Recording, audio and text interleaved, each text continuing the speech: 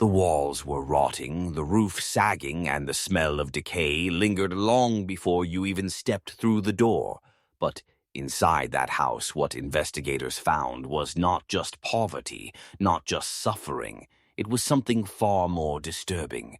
3 women, mother, daughter, and grandmother, each cradling newborns, and when asked who the father was, one man stood tall and answered with a calm, almost defiant certainty, "They're all mine."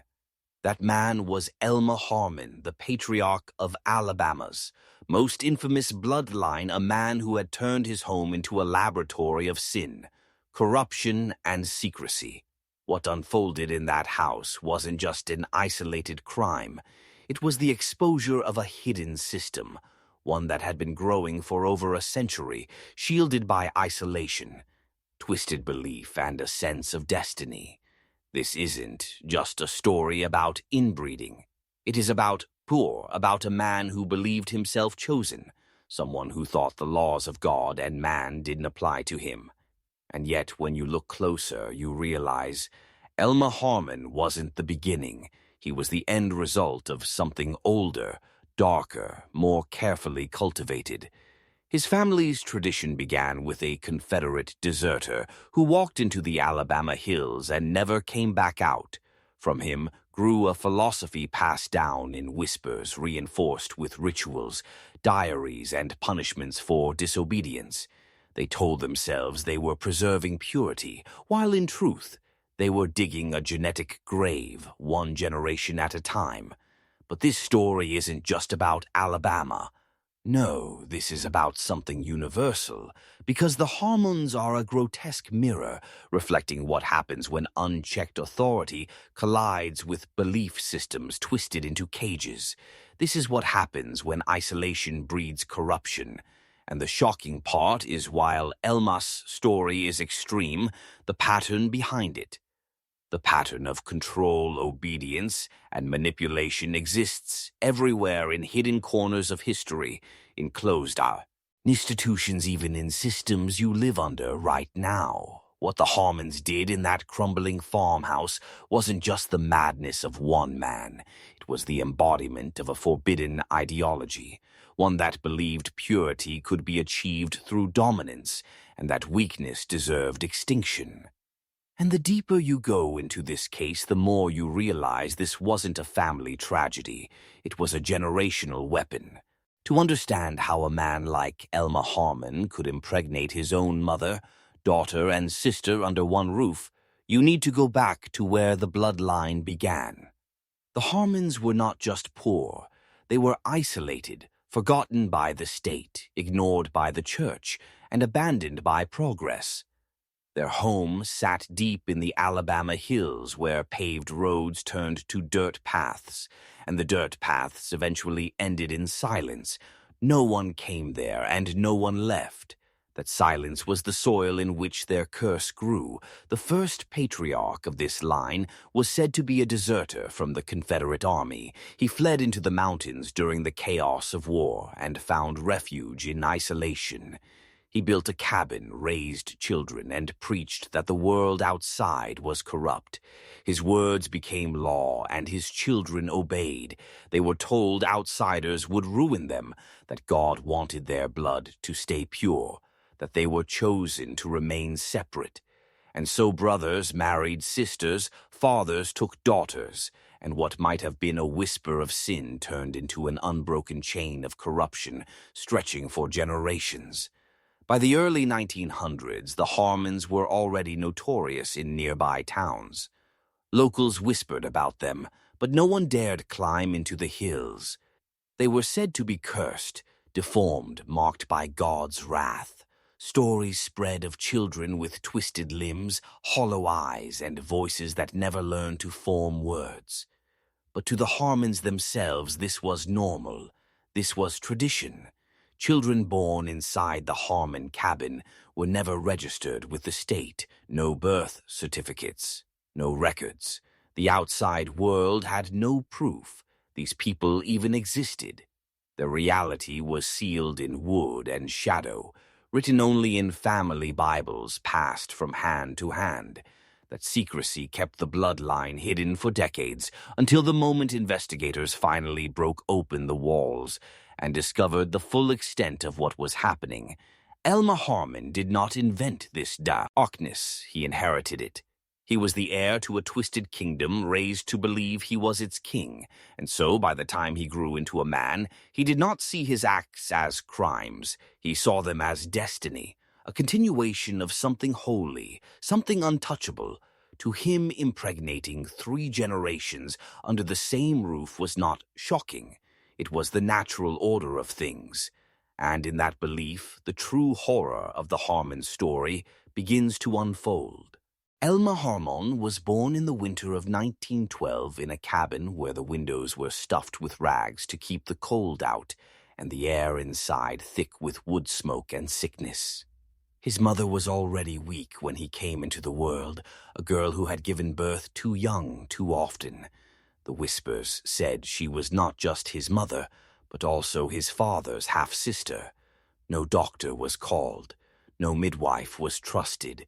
His first breath was caught in silence, and that silence became the language of his life. From the beginning, Elma was different. His body was strong but awkward, shoulders hunched, his eyes set a little too far apart. Neighbors said he walked with a strange sway, as though his bones did not quite line up, but no one outside ever saw him long enough to notice. He was not raised to mix with others. He was raised to obey. Inside that cabin, the rules were simple. Family is everything. Outsiders are the enemy, and the blood must never leave the hills. Elma grew up sleeping on a straw mattress beside cousins who were also his sibling sisters, who were also his aunts. Linus blurred until they no longer existed. As a boy, he learned to hunt, to farm, to keep secrets, and more importantly, he learned that women in his family were not wives or daughters. They were property vessels to keep the bloodline unbroken. He watched his uncles take what they wanted without question. He watched his father lay claim to his own daughters as though it were his right. By the time Elma was a teenager, the sickness of tradition had already infected him. He was 15 when he first began to show the same hunger. Some said his first child came before he turned 16, the mother, his own sister, barely older than him. But in that house there was no word for rape. No one dared call it sin. It was spoken of as duty, as keeping the family strong, even while the children born from it grew weaker, more broken, more twisted with every generation. Cabin itself seemed to rot from the inside out. The walls wept in summer heat. The floor sagged under too many feet, and in every corner was a reminder that something was deeply wrong. Babies cried with voices that sounded not quite human. Toddlers stared blankly at the fire, never speaking, never smiling. To the Harmons, this was life. To the outside world, it was unthinkable. And yet Elma carried himself with pride. He believed he was chosen. He believed the blood in his veins was sacred, and every act he committed was proof of loyalty to his ancestors. He was not ashamed. He was not afraid. He was becoming the very embodiment of the curse passed down through the Harmon line. By the time Elma turned 20, the valley had already given him a reputation. He was not known for kindness or skill, not for strength or honor, but for the way he looked at young girls in his own family, too long, too possessive, too certain that they already belonged to him. Outsiders never stayed long enough to notice, but inside the hills everyone knew. They did not speak it out loud, but silence was its own form of approval. The girl he wanted most was only a child. Her name was Ada, his own niece, barely 12, when he began calling her his wife in front of the family. No one corrected him. No one dared. She had been born from another broken branch of the Harmon line. Her mother dead within days of her birth. Her father drunk most nights in the corner of the cabin. Ada was quiet, thin her eyes, too big for her face, carrying the look of someone who already understood the world would not be kind.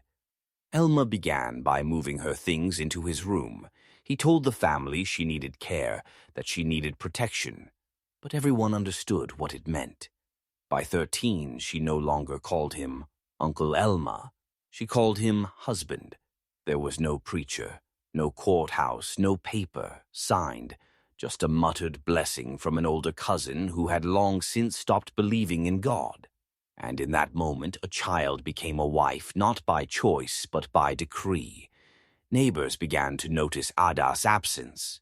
She no longer played outside, no longer came to town for supplies.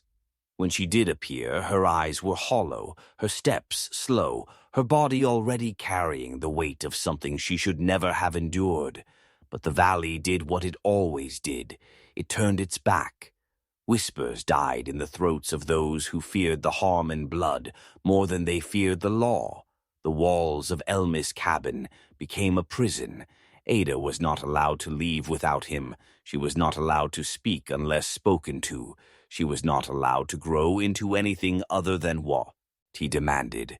By 14, her belly was round, her childhood gone. The first baby came weak, born with twisted legs and a cry that barely lasted through the night.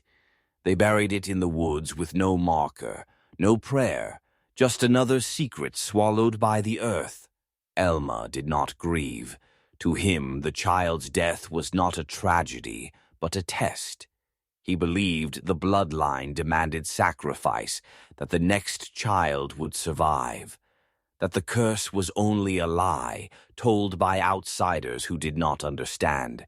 But Ada knew better every day she lived in that cabin. Every night, she lay beside the man who called himself her husband. She felt the weight of something unnatural pressing down on her chest. She was not a wife.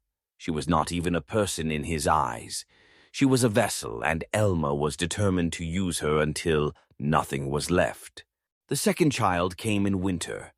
The cabin was cold, the firewood damp, the smell of rot clinging to the corners. Ada was 15 now, her body frail and trembling as labor gripped her for 2 long nights. There was no doctor, no midwife, no gentle hands to ease the pain. Only Elma pacing the floor, cursing her weakness, and demanding she give him a son. When the baby was finally born, it screamed louder than the first. But the sound was wrong, high-pitched, rasping like a creature clawing for air. Its skin was pale and stretched, its eyes set too far apart, its limbs small and bent. Elma looked at it with something close to rage. To him, it was not a son, it was an insult. Ada held the child, whispering to it, rocking it. But the warmth she offered could not hide the truth. The curse of the bloodline was alive and breathing in her arms. Neighbors whispered again. Someone saw the infant through a cracked window. Someone else swore they heard it, crying in the night. A cry not fully human, but no one acted. The valley had grown too used to secrets, too afraid of tearing open what had been buried for generations. The law stayed away, the church pretended not to see, and Elma grew bolder. Ada, however, was breaking. Each year she grew thinner, her hair falling out in clumps, her voice turning hollow. She no longer smiled, she no longer dreamed. Her only purpose was survival, and even that seemed to slip further from her grasp. Elma treated her not as a wife but as property, shouting at her when the meals were cold, striking her when she dared to cry, reminding her again and again that she belonged to him. By the time she was 17, Ada had given birth 3 times. Only one child had lived, a boy whose body was weak, his mind slower than the others, his eyes drifting in different directions when he tried to focus. Elma named him Isaac, calling him proof that the Harmon blood would endure. But Ada looked at Isaac and saw something else. She saw a child doomed to the same prison she lived in. The valley began to change then. Roads stretched closer. Strangers passed through, and whispers of the Harmons started leaking beyond the hills. People told stories in town of a man who married a child of children, born not quite right of screams carried through the woods at night. Some laughed it off as legend. Others lowered their voices, swearing they would never set foot near the cabin where the Harmon curse lived on. But for Ada there was no escape. Her life was a cycle of silence and suffering, a nightmare that deepened with every passing year. And Elma, consumed by his obsession with the bloodline, was only getting worse.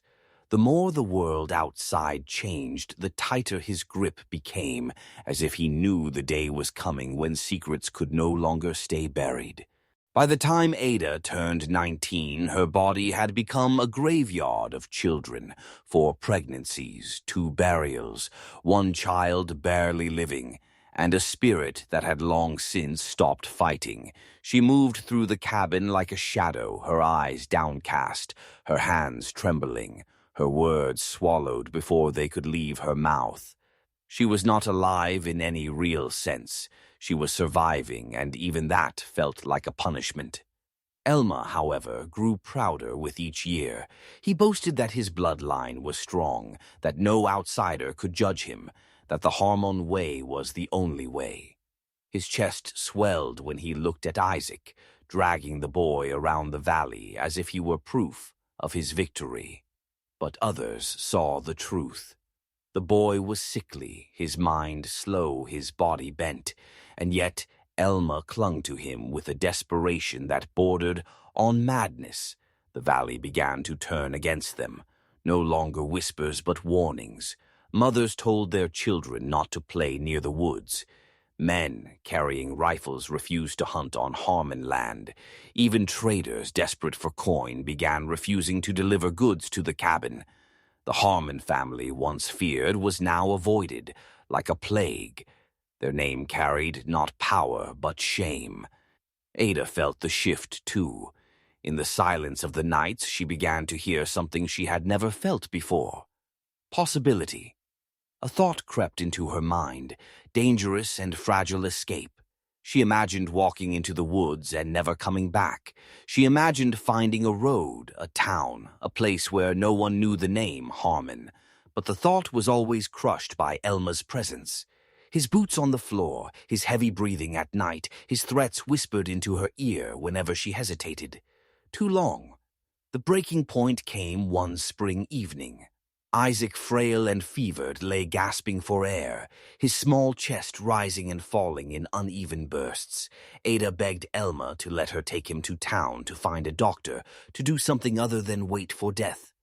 Elma refused. He shouted that the boy would survive if he was meant to, that the bloodline would not be broken by weakness. He struck Ada when she cried, his fist splitting her lip, his words venom in her ears. But Ada did not forget that moment. The rage, the helplessness, the sight of her child choking in the dark, it planted a seed in her heart. For the first time, she felt something stronger than fear. It was small, it was trembling, but it was real. It was the thought that perhaps death was not the only escape. Perhaps she could still carve her way out of the prison she had been born into. The Harmon curse had chained her since birth, but in that cabin with the sound of Isaac's rasping breath filling the night, Ada began to dream of breaking it, even if it cost her everything. The last winter Ada spent in the Harmon cabin was colder than any before. The walls shook with wind, the roof leaked, and the fire never seemed to last. Isaac's cough grew worse, each fit stealing more of his breath each night, sounding like the last. Elma refused help, refused medicine, refused anything that came from the world beyond the valley. He sat in his chair, muttering about strength, about purity, about a legacy. No one else could see. Ada no longer believed in escape. The years had broken her body and her will, and yet inside her chest something still burned. Not hope, not any more.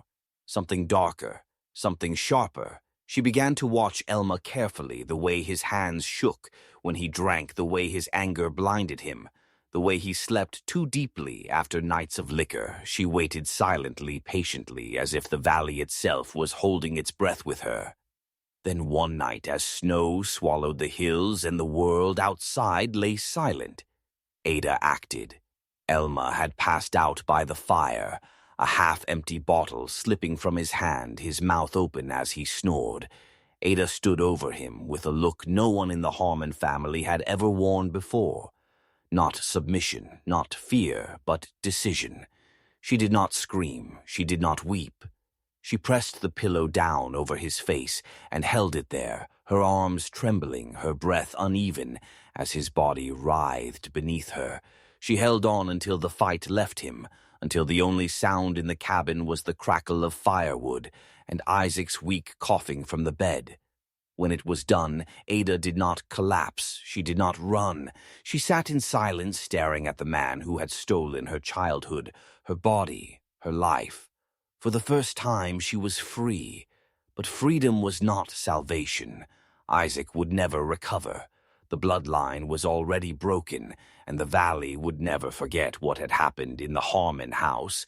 Some say Ada buried Elma in the woods with no marker, the way their children had been buried before Othie. Others say she vanished with Isaac, walking into the snow until the forest swallowed them whole.